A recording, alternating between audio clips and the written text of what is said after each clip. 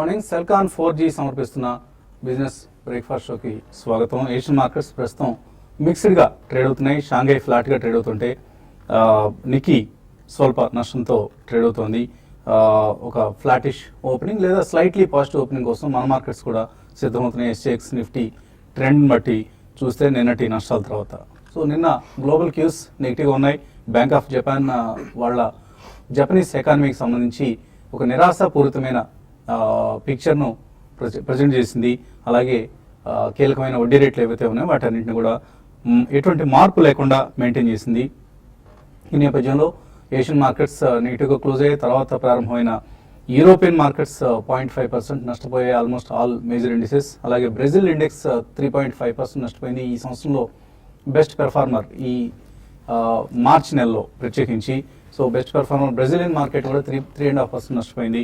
And last night US markets నష్టాల నుంచి తేరుకొని స్వల్ప లాభాలతో క్లోజ్ అయ్యాయి. ప్రస్తుతానికి అందరి దృష్టి కూడా బ్యాంక్ ఆఫ్ జపాన్ మీటింగ్ అయిపోయిన తర్వాత ఫెడరల్ రిజర్వ్ మీటింగ్ నిన్న ప్రారంభమైంది, ఇవాళతో క్లోజ్ అవుతుంది. ఈ 2 రోజుల సమావేశంలో ఎటువంటి కామెంటరీ వెలువడుతుంది? డోవిష్ కామెంటరీ వెలువడుతుందా, లేకపోతే ఏదైనా మైల్డ్లీ హార్డ్ కామెంటరీ వినిపిస్తుందా అన్న అంశాన్ని మనం డోవిష్ అంటూ హాకిష్ అంటూ చెప్పుకుంటూ ఉంటాం మానిటరీ పాలసీలకు సంబంధించిన కామెంటరీని. డోవిష్ అంటే కొద్దిగా పాజిటివ్గా సాఫ్ట్గా ఉండే కామెంటరీ, హాకిష్ అంటే నెగిటివ్గా హార్డ్గా హార్ష్గా ఉండే కామెంటరీ. డోవిష్గా ఉండటం అంటే వడ్డీ రేట్లు ఇప్పట్లో పెరగవు అనే దానికి సంకేతం. హాకిష్ అంటే వడ్డీ రేట్లు పెరుగుతాయి అన్న అంశానికి సంకేతం. ఎటువంటి కామెంటరీ వస్తుంది, డోవిష్ ఆర్ హాకిష్ అనే అంశాన్ని ఫెడరల్ రిజర్వ్ మీటింగ్కి సంబంధించి మార్కెట్స్, గ్లోబల్ మార్కెట్స్ అన్నీ కూడా ఆసక్తిగా ఎదురు చూస్తున్నాయి. కొంతమంది మార్చిలో వడ్డీ రేట్లు పెంపు ఉంటుంది అన్న ఒక అభిప్రాయం ఉంటే, ఎక్కువ మంది మాత్రం ఎటువంటి పెంపు ఉండదు ఇప్పట్లో యూఎస్లో వడ్డీ రేట్లకు సంబంధించి. అలాగే ఇయర్ లాంగ్ ఎన్నిసార్లు వడ్డీ రేట్లు పెంచుతారన్న అంశానికి సంబంధించి ఇలా రకరకాల ఊహాగానాలు అమెరికన్ ఎకానమీలో కొద్దిగా పారనాయిడ్ పీపుల్ వాళ్ళు, అంటే చిన్న అంశాన్ని కూడా పెద్దది చేసుకొని తెగ చర్చించుకుంటూ ఉంటారు. మన దగ్గర పెద్ద అంశాన్ని కూడా కొట్టిపడేస్తూ ఉంటాం. అది మన సైకాలజీ అయితే అమెరికన్ సైకాలజీ డిఫరెంట్గా ఉంటుంది. అందుకని ఫెడరల్ రిజర్వ్ ఇవాల్టి మీటింగ్ అనౌన్స్మెంట్స్ మీద చాలా చర్చలు జరుగుతున్నాయి. ఈ నేపథ్యంలో మన మార్కెట్స్లో నిన్న లాభాల స్వీకరణ చూసాం. ప్రధానంగా గ్లోబల్ క్యూస్ ఇందాక అనుకున్నట్లుగా నెగిటివ్గా ఉండడం కారణం అని అనుకోవచ్చు. FIS 9 సెషన్స్ పాటు కొనుగోలు చేసిన తర్వాత నిన్న మొదటిసారిగా స్వల్ప మొత్తంలో జస్ట్ 54 crores వర్త్ స్టాక్స్నే వాళ్ళు క్యాష్ మార్కెట్స్లో అమ్మారు. Domestic institutional investors as usual last few సెషన్స్గా వాళ్ళు అమ్ముతూనే వస్తున్నారు. నిన్న కూడా 300 కోట్ల రూపాయల వర్త్ స్టాక్స్ అమ్మారు. ప్రధానంగా మనం ఇండెక్స్ స్టాక్స్లో 3 స్టాక్స్ ఇండెక్స్ నష్టాలకు ప్రధాన కారణం చెప్పుకోవచ్చు. ఎందుకంటే HDFC, ITC, లుపిన్ ఈ 3 కలిపి నిఫ్టీలో ఆల్మోస్ట్ 40% నష్టాల కారణంగా చెప్పుకోవచ్చు. 43 పాయింట్ల నిఫ్టీ నిన్న ఈ 3 స్టాక్స్ కారణంగా పడింది. గోల్డ్మెన్ సాక్స్ డౌన్గ్రేడ్ చేసింది HDFC స్టాక్ను, పేరెంట్ కంపెనీ HDFC స్టాక్ను న్యూట్రల్ నుంచి సెల్కు డౌన్గ్రేడ్ చేసింది. కొద్దిగా లాభాల మార్జిన్లు తగ్గుతాయి, జస్ట్ 10% లాభాల్లో గ్రోత్ ఉంటుంది ఈ ఇయర్లో అంటూ ఒక ఎస్టిమేషన్ ఇవ్వడంతో పాటు డౌన్గ్రేడ్ చేసింది. దీంతో HDFC స్టాక్ నిన్న నష్టపోయింది 3.5%, 20 పాయింట్స్ నిఫ్టీని లాగేసింది. అలాగే ITC అండ్ లుపిన్ కూడా, లుపిన్కి సంబంధించి US FDA ఇన్స్పెక్షన్ జరగటం లుపిన్లో నష్టాల కారణం. లుపిన్తో పాటు ఇతర ఫార్మా కౌంటర్స్ అన్నీ కూడా almost majority of the counters like Lupin కావచ్చు, సన్ ఫార్మా కావచ్చు, DRL కావచ్చు, ఆర్ ఈవెన్ లోకల్ కంపెనీ మన దివీస్ ల్యాబ్స్ కావచ్చు, ఇటువంటి స్టాక్స్ అన్నింటిలోనూ నిన్న సెల్లింగ్ చూసాం. On the other side mid క్యాప్స్లో షుగర్ సెక్టర్ సంబంధించిన స్టాక్స్లో స్ట్రాంగ్ ర్యాలీ కూడా మనం నిన్న చూడటం జరిగింది. 50-day మూవింగ్ యావరేజ్ నిఫ్టీకి సంబంధించి 7370 ఈ లెవెల్ని నిలబెట్టుకోగలిగితే నిఫ్టీ డౌన్ స్లైడ్ అవుతుంది, లేకపోతే నిఫ్టీ 7200 దిశగా వెళ్ళే అవకాశం కూడా కనిపిస్తుంది. నిన్న కూడా మనం ఇదే అంశాన్ని అనుకున్నాం. 7500 సమీపంలో నిఫ్టీకి స్ట్రాంగ్ రెసిస్టెన్స్ ఉంది. ఇక్కడ నుంచి నిలబెట్టుకోలేకపోతే 72 సైడ్, లేకపోతే ఒకవేళ 7563 లాంటి లెవెల్స్ని క్రాస్ చేయగలిగితే 7700కి వెళ్ళే ఛాన్స్ ఉంది. అదే పరిస్థితి ఇప్పుడు కనిపిస్తుంది. ఇక IPOs వరద మార్కెట్స్ను చుట్టుముడుతోంది. ఇవాళ హెల్త్ కేర్ గ్లోబల్ IPO మార్కెట్స్కి వస్తుంది. అలాగే 18th రోజు భారత్ వైర్ రోప్స్, 21st రోజు ఇన్ఫీబీమ్ ఇన్కార్పొరేషన్, ఇలా వరుసగా IPOs లైనప్ అయి ఉన్నాయి. హెల్త్ కేర్ గ్లోబల్ IPO పరిస్థితి చూస్తే లార్జెస్ట్ క్యాన్సర్ నెట్వర్క్ ఉన్న కంపెనీ ఇది. దేశవ్యాప్తంగా 14 కాంప్రహెన్సివ్ క్యాన్సర్ కేర్ సెంటర్స్ ఉన్నాయి. మరొక 12 సెంటర్స్ ఓపెన్ చేయాలని కంపెనీ ప్లాన్ చేసి ఆల్రెడీ సిద్ధంగా ఉంది. అలాగే ఆఫ్రికా లాంటి దేశాలకు విస్తరించాలనుకుంటుంది. అండ్ మిలాన్ పేరుతో ఫెర్టిలిటీ సెంటర్స్ కూడా ఏర్పాటు చేయబోతోంది. సో 205 నుంచి 218 రూపాయల ప్రైస్ బ్యాండ్, చాలా హై వాల్యుయేషన్. ప్రస్తుతానికి ఆఫ్ కోర్స్ హాస్పిటల్ స్టాక్స్కి అలాగే డయాగ్నోస్టిక్స్ సెంటర్స్ లాంటి స్టాక్స్కి కొద్దిగా మార్కెట్స్లో డిమాండ్ ఉంది, ఫ్యాన్సీ ఉంది. బట్ ఈ డిమాండ్ ఎంతకాలం నిలబడుతుంది అన్నది మనం చెప్పలేం. ఇటువంటి హైయర్ వాల్యుయేషన్స్ దగ్గర ఈ స్టాక్స్ కొనుగోలు చేయడం రిస్కీ ఎఫైర్ అవుతుంది. రిస్క్ తీసుకోదలుచుకున్న వాళ్ళు అప్లై చేయండి హెల్త్ కేర్ గ్లోబల్ ఐపీఓకి. రిస్క్ తీసుకునే ఉద్దేశం లేదు, మార్కెట్స్ ఒకవేళ బేరిష్ ఫేజ్లో ఉన్నప్పుడు కనుక లిస్ట్ అయితే నష్టాలు తప్పు. సో అందుకని కేర్ఫుల్గా ఉండాల్సిన ఐపీఓ ఇది.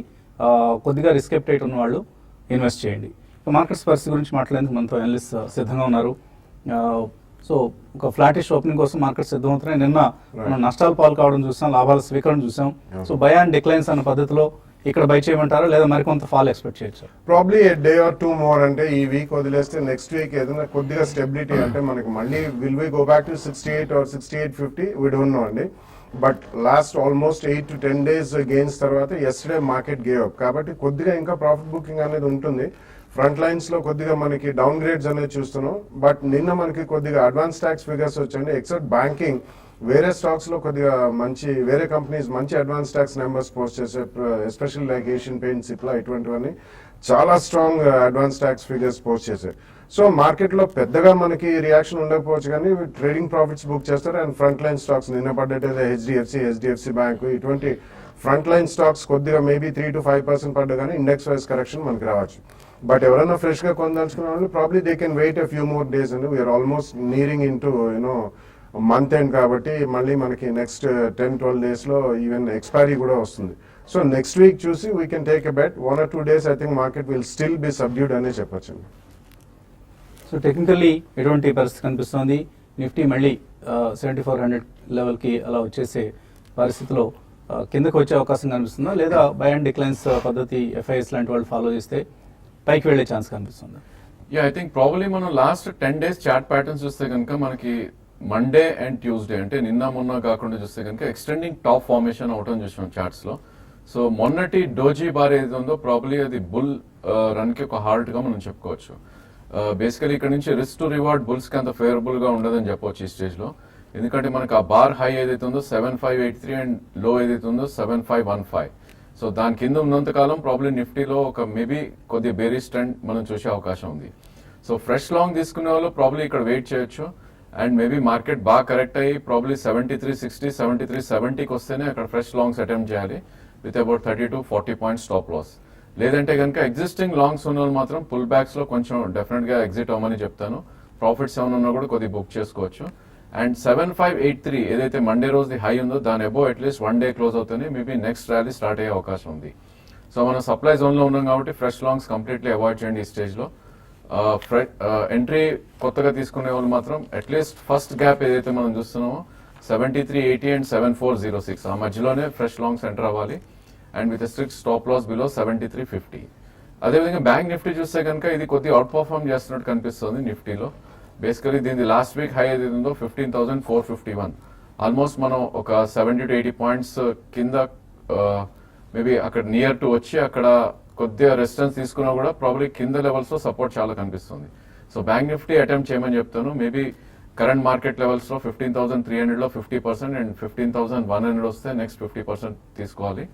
అండ్ 14,989 ఏదైతే ప్రీవియస్ వీక్ లో ఉందో అది స్టాప్ లాస్ పెట్టుకోవచ్చు. అండ్ 15,700 నుంచి 16,200 మధ్యలోకి వెళ్ళే ఛాన్స్ ఉంది bank Nifty in the next couple of weeks. Okay అండి, కాలర్స్ లైన్ లో ఉన్నారు. మొదటి కాలర్ తెనాల నుంచి అంజిబాబు. హలో. నమస్తే అండి. నమస్తే అండి, అడగండి. ఆర్ఐఎల్ను హెచ్డిఎఫ్సి బ్యాంకు 2-3 సంవత్సరాలు మీతో కొనుక్కోవచ్చండి. ఏ రేటు వరకు తగ్గే అవకాశం ఉందండి? ఎంత ఇన్వెస్ట్ చేద్దాం అనుకుంటున్నారు ఈ రెండు స్టాక్స్ లోను? అంటే ఆల్రెడీ పొజిషన్ ఉన్నానండి. ఆల్రెడీ ఉన్నాయి కాబట్టి ఇక అంటే ఫ్రెష్ గా కొనే ఉద్దేశం లేదు, ఉన్నవి హోల్డ్ చేయొచ్చు అని అడుగుతున్నారు. హోల్డ్ చేయొచ్చని ఇంకా కొందామని. ఇంకా ఫర్దర్ గా కూడా కొందాం అనుకుంటున్నారు. అవును sir. I think 2 to 3 years view అంటున్నారు కాబట్టి ప్రాబ్లీ మీరు 200-day మూవింగ్ యావరేజ్ తీసుకోవాలండి. ప్రైస్ పాయింట్ అడిగారు కాబట్టి ఐ థింక్ రిలయన్స్ చూస్తే కనుక 954 దగ్గర మనకి 200-day మూవింగ్ యావరేజ్ ఉంది. ప్రాబ్లీ ఆ లెవెల్ వస్తే మీరు ఎంటర్ అవ్వచ్చు. బట్ హెచ్డిఎఫ్సి బ్యాంక్ చూస్తే కనుక ప్రాబ్లీ కొద్దిగా వీక్ గా ట్రేడ్ అవుతున్న స్టాక్ ఇది. బిలో 200-day మూవింగ్ యావరేజ్ లో ట్రేడ్ అవుతుంది. సో దీనికన్నా better I think IndusInd bank ఏదైతే అబౌట్ 200-day ఉందో అది మీరు ఎంటర్ అవుతే బెటర్. ఇన్ కేస్ మీరు హెచ్డిఎఫ్సిని కొనేయాలి అనుకుంటే ప్రాబ్లీ 870 నుంచి 920 మధ్యలో మీకు పర్చేస్ పాయింట్గా 2 years కోసం మీరు బై చేయొచ్చు. ఇక రోజంతా మనం స్టాక్ మార్కెట్స్లోనూ మన నిత్య కృత్యాల్లోనూ దైనందిక కార్యకలాపాల్లోనూ బిజీగా ఉంటాం. సో కాస్త చక్కటి భోజనం ఆస్వాదించి చక్కటి ఆహారాన్ని ఆస్వాదించి రిలాక్స్ అయితే ఆ రోజు పడిన కష్టాన్నంతా మర్చిపోతాం. సో అటువంటి ఒక చక్కటి రుచికరమైన ఫుడ్ అందిస్తోంది హైదరాబాద్ నిజాంపేట క్రాస్ రోడ్స్ దగ్గర ఉన్న హోటల్ బ్లూ పెటల్. సో ఇక్కడ గోదావరి సీ ఫుడ్ ఫెస్టివల్ జరుగుతోంది ప్రస్తుతం. సో ఎప్పటికప్పుడు రకరకాల ఫుడ్ ఫెస్టివల్స్ ఈ రెస్టారెంట్ నిర్వహిస్తూ ఉంటుంది. సో డిన్నర్ బఫే 555 రూపాయలకు అందిస్తుంది. చక్కటి గోదావరి తీర కోనసీమ ప్రాంత రుచుల్ని ఈసారి సీ ఫుడ్ ఫెస్టివల్ రూపంలో హోటల్ బ్లూ పెటల్ అందిస్తోంది. సో ఆసక్తి ఉన్నవాళ్ళు చక్కటి భోజనం ఆస్వాదిద్దాం అనుకునే వాళ్ళు దీన్ని ఫ్రైడే టు సండే ఏమో బార్బిక్యూ బఫే అని చేస్తూ ఉంటారు. అలాగే ఇతర రోజుల్లో అంటే Monday to Thursday Godavari sea food festival భోజన ప్రియులకు చక్కటి రుచులు ఆస్వాదించాలనుకునే వాళ్ళకి అందుబాటులో ఉంది. సో హోటల్ బ్లూ పెటల్కి నిజాంపేట పరిసర ప్రాంత ప్రజలు తప్పనిసరిగా ఒక్కసారి విజిట్ చేయదగ్గ హోటల్. నచ్చితే మళ్ళీ కూడా విజిట్ చేయొచ్చు. పీపుల్స్ మొత్తానికి మేము Godavari sea food festival. So మనకి గోదావరి నుంచి ఈ హైదరాబాద్ మనకి అక్కడి నుంచి fish, prawns, crab, different types of fishes అంటే సో అంటే ఇవన్నీ మనకి చాలా ఎక్స్పెన్సివ్ అనమాట. ఇవన్నీ మేము అన్ని రకాల varieties Monday to Thursday. So March 9th నుంచి మార్చ్ 31st వరకు మండే టు థర్స్డే డిన్నర్ మాత్రమే అవైలబుల్ ఉంటుంది. ఇవన్నీ రోజుకు ఒక్కొక్క రోజు సొరచేప, ప్రాన్స్, వంజరం వేపుడు, కొరమేను చేపల పులుసు, ఇలా ఫిష్ ఫ్రై, కరివేపాకు రొయ్యలు అండ్ ఇవన్నీ మనం 45 డిషెస్తో మేము ఈ buffet see food festival Godavari sea food festival మేము స్టార్ట్ చేశాము. కరివేపాకు రొయ్యలు వింటుంటేనే నోరూరుతోంది. సో హోటల్ బ్లూ పెటల్కి భోజనానికి వెళ్దాం. ఒక చిన్న బ్రేక్ తీస్తున్నాం ఇప్పుడు.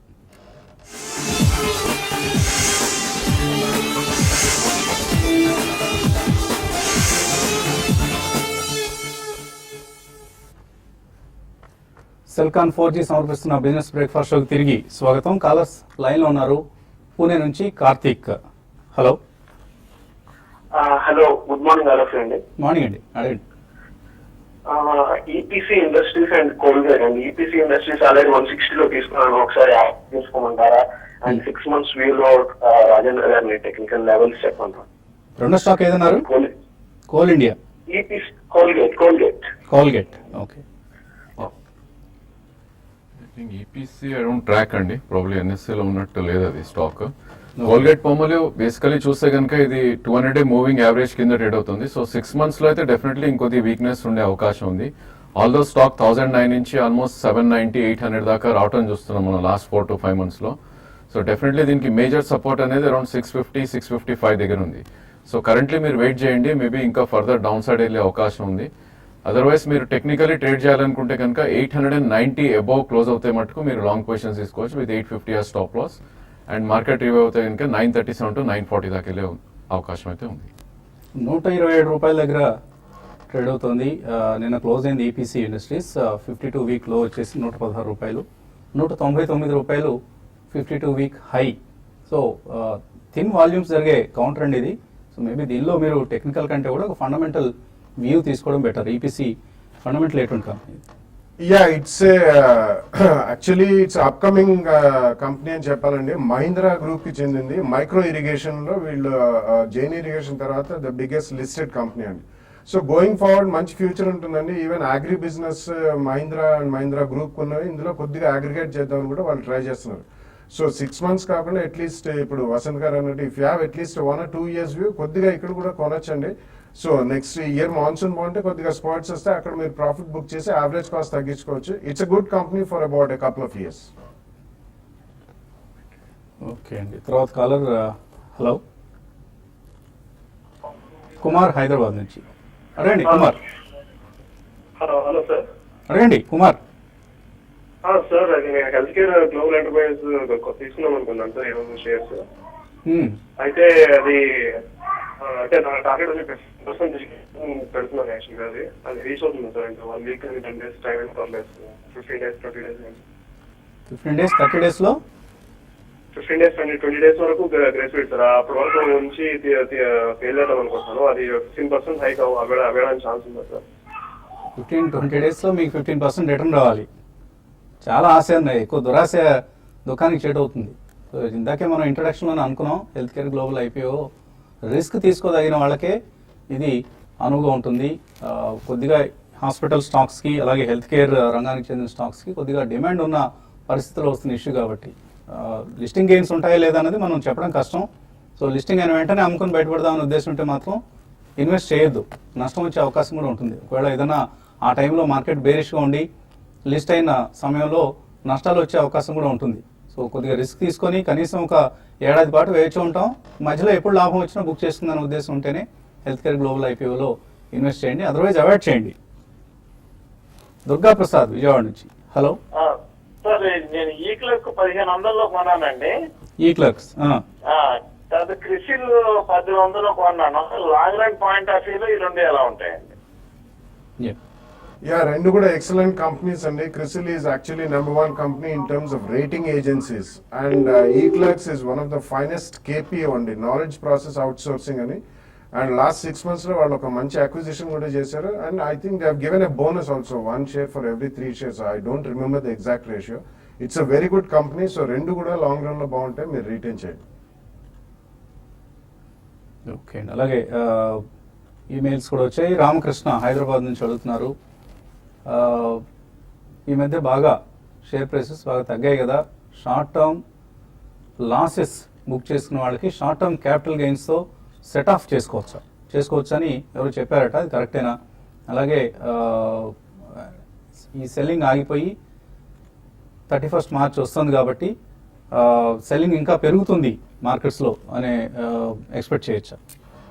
యా, ఇవన్నీ థియరీస్. ఒకప్పుడు స్ట్రాంగ్ గా పనిచేసామండి, but today money changes actually good valuations. So అది మనం డెఫినెటివ్ గా చెప్పలేము ఇంకా మార్కెట్ పడుతుంది అది అనేది.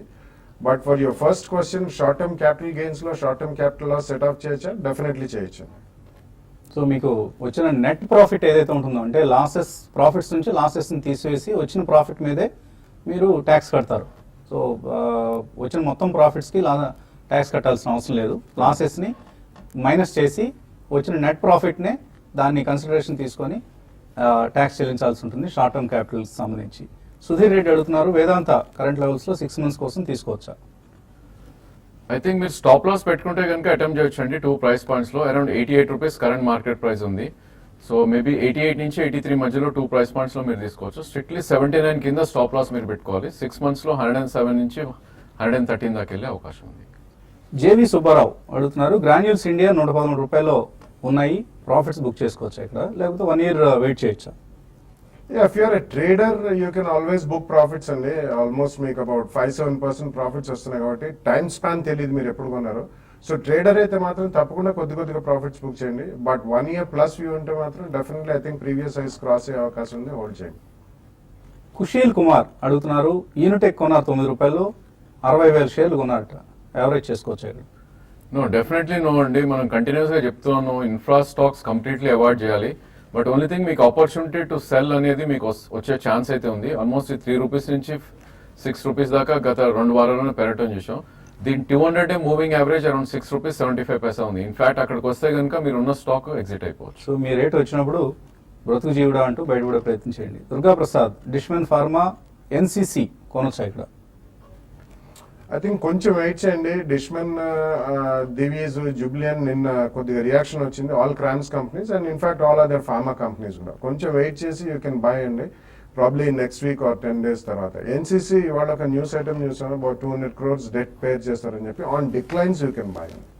నాగరాజు అడుగుతున్నారు, ఇన్వెస్టర్ సమిట్ తిరుపతిలో ఎప్పుడు పెడతారు, అందరం ఎదురు చూస్తున్నాం అంటూ రాస్తున్నారు. మేబీ నెక్స్ట్ ఫైనాన్షియల్ ఇయర్ అండి, ఏప్రిల్ తర్వాత మేబీ వేసవి కాలంలో మీ కోరిక నెరవేరే అవకాశం కనిపిస్తుంది. అలాగే టెక్ మహీంద్రా ఎస్ఐపి మోడ్లో లాంగ్ టర్మ్ కోసం ఇన్వెస్ట్ చేయొచ్చు? డెఫినెట్లీ అండి, I think it's taken a very good correction and కొద్దిగా ఈ లెవెల్లో స్టేబుల్గానే ఉంది. ఎస్ఐపి అంటున్నారు కాబట్టి తప్పకుండా చేయండి. జే శ్రీనివాస్ అడుగుతున్నారు, నిఫ్టీ 7600 కాల్ ఆప్షన్ 78 రూపాయలు తీస్తున్నారు, హోల్డ్ చేయొచ్చు ఇది? యా, ప్రాబ్లీ ఇప్పుడైతే హోల్డ్ అనే చెప్పొచ్చు అండి. మనకి 50-day మూవింగ్ యావరేజ్ అరౌండ్ 7370 దగ్గర ఉంది. అక్కడ ఒక గట్టి సపోర్ట్ ఉండే అవకాశం ఉంది. ప్రాబ్లీ 7370 కింద క్లోజ్ అవుతేనే మీరు మీ కాల్ ఆప్షన్ ఎగ్జిట్ అవ్వండి. అదేవిధంగా 75, 80 అండ్ 76 మధ్యలోకి వస్తే కనుక మీరు ఒకసారి ప్రాఫిట్స్ బుకింగ్ చేసుకోవచ్చు. అలాగే యాక్సిస్ బ్యాంక్ 430 కాల్ ఆప్షన్ కూడా ఉంది, ₹8.75 హోల్డ్ చేయొచ్చు. I think it's hold. Probably banking space లో ఇది కొద్దిగా అవుట్ పర్ఫార్మ్ చేస్తున్న స్టాక్ ఇది.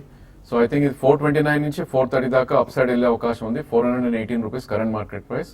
బట్ మీ స్టాప్ లాస్ 408 కింద క్లోజింగ్ బేసిస్ లో పెట్టుకోవాలి. సో ఇదే సమాధానం రంగయ్య కూడా వర్తిస్తుంది, ఆయన కూడా యాక్సిస్ బ్యాంక్ నుంచి అడుగుతున్నారు. దుర్గా అడుగుతున్నారు, బజాజ్ ఫిన్సర్వ్ ఉన్నాయట, ఇప్పుడు ఎక్కడ ఎగ్జిట్ కావచ్చు? ప్రాబ్లీ ఇది కొద్దిగా అవుట్ పర్ఫార్మ్ చేస్తున్న స్టాక్ అండి. ఆల్మోస్ట్ మనం 5,600 నుంచి కరెంట్లీ అరౌండ్ 6,700 దాకా రావటం చేసాం.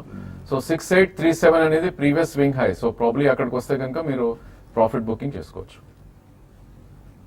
డెక్కన్ క్రానికల్ షేర్స్ ఉన్నాయట సురేష్ దగ్గర. వాళ్ళు ఒక రిపోర్ట్ పంపించారు, right of paid up capital ను లాసెస్ లోంచి తీసేసి రైట్ ఆఫ్ చేస్తున్నట్లు తెలిపారు. దీని మీద మీరు ఏమైనా కామెంట్ చేస్తారు? I don't have any idea అండి, బట్ రీసెంట్లీ ఎవరో ఒక ఇన్వెస్టర్ ఫ్రెష్ గా వస్తున్నాడు అని, సో కంప్లీట్ రీస్ట్రక్చరింగ్ అయ్యి అది మళ్ళీ రీలిస్టింగ్ అయితే కానీ మనకి కంప్లీట్ డీటెయిల్స్ అనేది తెలియదు. సో శ్రేయ ఇన్ఫ్రా నుంచి ఒక ఇండివిజువల్ కొంటున్నారు డెక్కన్ క్రానికల్ లో మెజారిటీ వాటా అన్న వార్తను మనం కూడా ఎకనామిక్ టైమ్స్ నుంచి తీసుకుని ఇవ్వడం జరిగింది. సో ఆ డెవలప్మెంట్ అయ్యేంత వరకు మీరు వెయిట్ చేయండి. అండ్ క్యాపిటల్ రీస్ట్రక్చరింగ్ ఏదైనా జరుగుతుందా అన్న అంశం కూడా ఒకసారి చూడాలి. ఇప్పుడు దాకా మేము ఆ అంశంపై దృష్టి సారించలేదు కాబట్టి మీకు పూర్తి సమాచారం తెలుసుకున్న తర్వాత కామెంట్ చేస్తాం. ఇది ఇవాల్టి సెల్కాన్ 4G బ్రేక్ఫాస్ట్ షో. మధ్యాహ్నం స్మార్ట్ ఇన్వెస్టర్లో మళ్ళీ కలుద్దాం.